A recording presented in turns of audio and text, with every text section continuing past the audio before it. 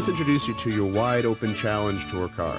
While our cars are different from your street car, many of the controls are easy to understand and use, and this video will help you. The first step in preparing to drive our wide open challenge car is to get fitted for a special fresh air helmet. Ask your tour guide for assistance with this process if needed. First, make sure the helmet fits properly. This step is crucial for your comfort.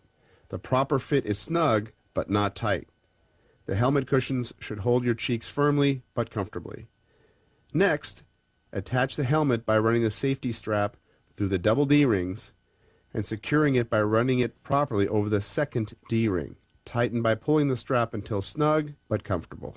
Once you've settled into our specially designed suspension seats, begin the process of fitting yourself to the car by adjusting the seat forward or back with the slider lever located under the seat. A good rule of thumb for seat placement is to stretch your arms until your wrist touches the steering wheel. Also make sure you can push the clutch pedal all the way to the firewall. Next, you'll need to begin to assemble the heavy-duty 5-point safety harness by making sure you are not sitting on the shoulder harnesses, lap belts, or anti-submarine belt. Begin by placing both shoulder harnesses over your shoulders, draping them in front of you. Grab the non-locking side of the lap belt and assemble the metal retainers onto the metal tab in this order: shoulder harness, anti-submarine belt, second shoulder harness. Latch the second lap belt onto the entire assembly, tightening the long lever until it clicks into place. Next, cinch the lap belt tightly across your torso by pulling on the two lap belt straps.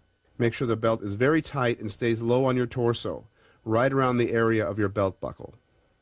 Once everything is secure and you are ready to go, tighten the shoulder harnesses securely, but not too tight. The next step is to hook up the fresh air hose and radio connection. Grab the flexible blue hose and wiggle it firmly onto the air inlet located on the left side of your helmet. Attach the radio connection by firmly clipping the male and female leads together. The final safety step needed before heading into wide open country is to secure the side window netting. While seated, grab the net and insert the rod into the hole located on the safety cage just behind your head. Grab the rod and secure the net by clipping the buckle firmly onto the special mounting tab. Now that you're safely harnessed into your wide open challenge car, you are free to study the racing-inspired dashboard. Directly in front of you is a soft 4-spoke steering wheel. However, unlike your street car, it is very important to keep your thumbs up, not to interlock them into the spokes. Next, take a look at the odometer instruments designed to monitor your car's vital operational functions. From left to right, a 10,000 RPM tachometer to monitor engine RPMs, an oil pressure gauge, an oil temperature gauge, a voltmeter, and a fuel level gauge.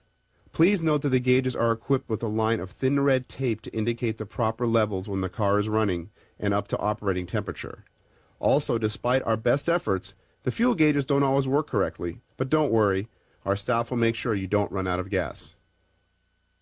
The most important communications tool you have is the powerful FM radio to communicate with your guide and fellow guests.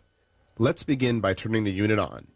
This is accomplished by turning the round volume knob on the left side of the unit. When functioning, the channel indicator light will come on. Adjust the volume to the 1 o'clock position for an initial volume setting. Don't worry if the radio sounds a little loud right now.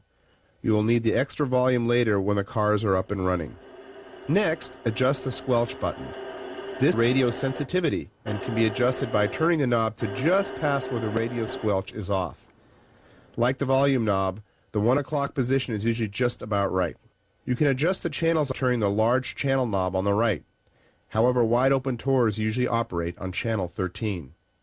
To transmit from your car, simply push one of the two red knobs located on the dash. You can speak directly into the microphone located in your fresh air helmet. To make sure you are transmitting, check to make sure the TX light illuminates on the radio. Our built-in intercom systems make it easy to talk with your driving partner. Simply switch both knobs on the unit until the red light illuminates. You can adjust individual helmet volume just by turning the knobs. Located below the large Lowrance GPS system is a row of clearly marked switches. These control a number of functions for the car. The main switch you'll need is the helmet air switch, which pumps fresh air directly into your helmet. To start your wide-open challenge car, locate the ignition switch on the dash panel. Turn the switch up. The orange alternator light and the red oil pressure light should illuminate. These will turn off when the car starts.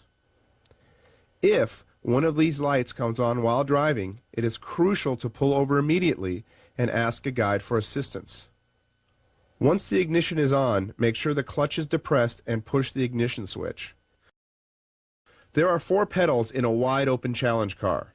From right to left are the throttle, brake, clutch, and dead pedal, which is used as a footrest while not shifting gears.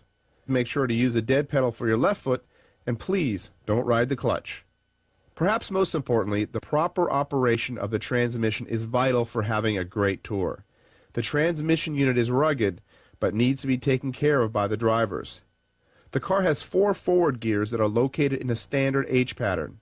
First gear is to the top left, with second located by shifting backwards.